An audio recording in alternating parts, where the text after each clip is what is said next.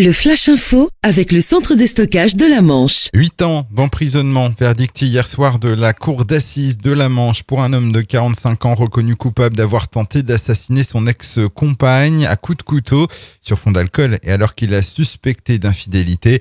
C'était en novembre 2012 à Bressay dans le Sud-Manche. La victime a survécu à ses blessures. En plus de la peine d'emprisonnement, il a aussi été condamné à un suivi socio-judiciaire de 4 ans et interdiction de tout contact avec sa victime.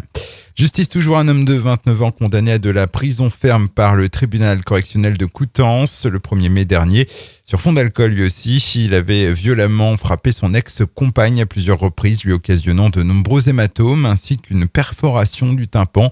Il a été condamné à 5 mois de prison dont 2 fermes. Il devra aussi verser une amende de 1 000 € à la victime. 8 familles de réfugiés syriens, soit 29 personnes dont des enfants sont arrivés à Cherbourg dans la nuit de lundi à mardi. Ils doivent maintenant être relogés dans des logements sociaux et bénéficier d'un dispositif complet d'accompagnement.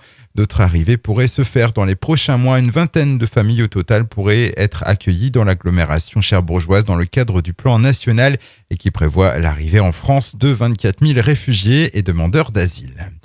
Demain, journée de grève nationale. Les syndicats CGT, FSU et Sud appellent les salariés et retraités des secteurs privés et publics à se mobiliser massivement. Le mouvement porte sur les réformes du gouvernement concernant l'emploi et le pouvoir d'achat. Dans la Manche, 2 rassemblements sont organisés demain à 10h30 devant la mairie de Cherbourg et de Saint-Lô. Une grève qui pourrait aussi entraîner des perturbations dans les transports publics. Et puis un Manchois contrôlé à près de 200 km/h sur la 13, 198 exactement sur un accès limité à 130.